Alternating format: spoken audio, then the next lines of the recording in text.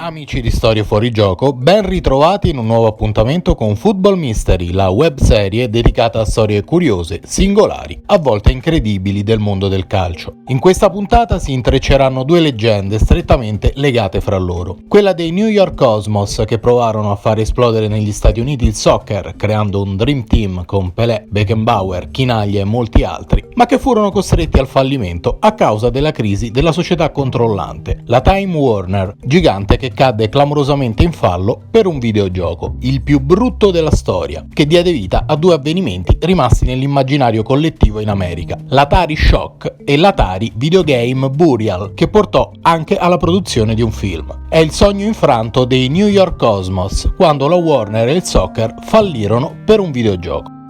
Once in a Lifetime è uno splendido libro, purtroppo disponibile solo in inglese, che racconta nel migliore dei modi l'ascesa e la caduta di un esperimento unico al mondo, il tentativo da parte degli Stati Uniti di dominare la scena del calcio mondiale attraverso un club che ha vissuto a 1000 all'ora nella sua breve storia, i New York Cosmos. Once in a Lifetime è anche il motto e lo stile di vita di una società che ha fatto giocare insieme Pelé, Beckenbauer e Chinaglia, e chi era lì è pronto a giurare che fra i tre il leader della squadra fosse proprio il terzo. Nulla da ridire su Long John, che era un signor centravanti, più giovane e motivato degli illustrissimi colleghi, alla soglia della pensione al momento dello sbarco negli Stati Uniti, e sicuramente dotato di una personalità straripante, tanto che si dice che al primo incontro con Pelé e Beckenbauer disse che erano loro a giocare con lui e non viceversa. Il particolare è però illuminante sulle dinamiche che portarono piano piano a sgretolarsi un club che all'epoca poteva investire milioni e milioni di dollari per diventare grande.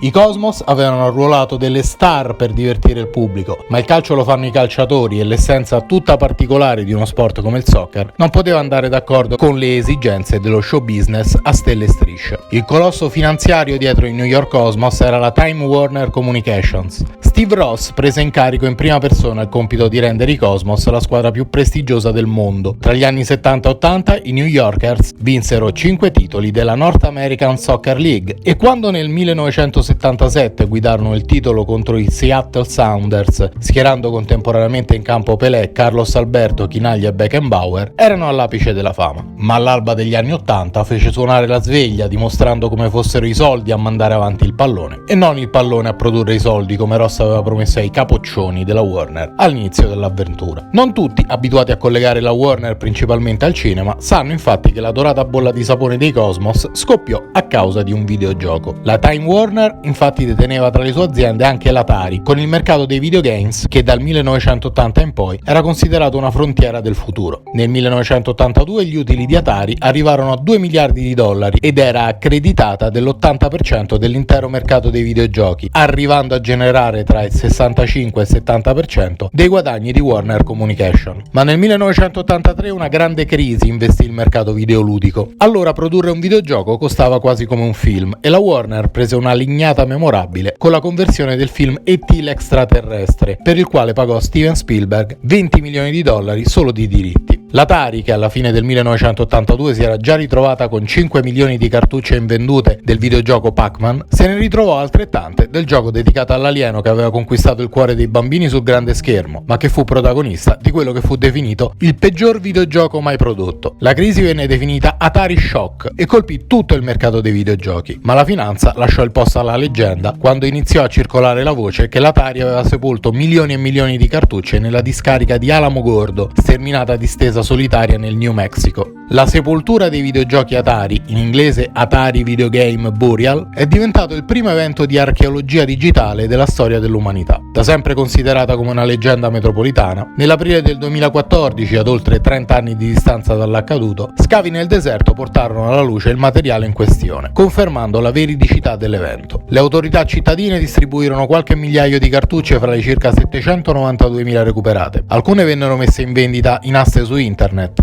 mentre altre vennero donate al Museo dei Videogiochi Vigamus di Roma, dove sono tutt'oggi esposte al pubblico. Il ritrovamento venne testimoniato dal film Atari Game Over, disponibile su Netflix, del regista americano Zach Penn, che riuscì a intervistare anche l'autore del videogioco dedicato a E.T., Howard Scott Warshaw, che spiegò come il gioco fu una delle cause del fallimento, ma non l'unica. Le ricadute sul calcio furono immediate, le perdite economiche per la Warner furono ingenti e di conseguenza vennero dismessi gli asset non strategici del gruppo come la stessa Atari e la Global Soccer, ovvero la società che controllava i Cosmos, i quali, senza l'appoggio della Warner, nel giro di 3 anni chiusero i battenti dopo un'ultima triste stagione riconvertita al calcio indoor.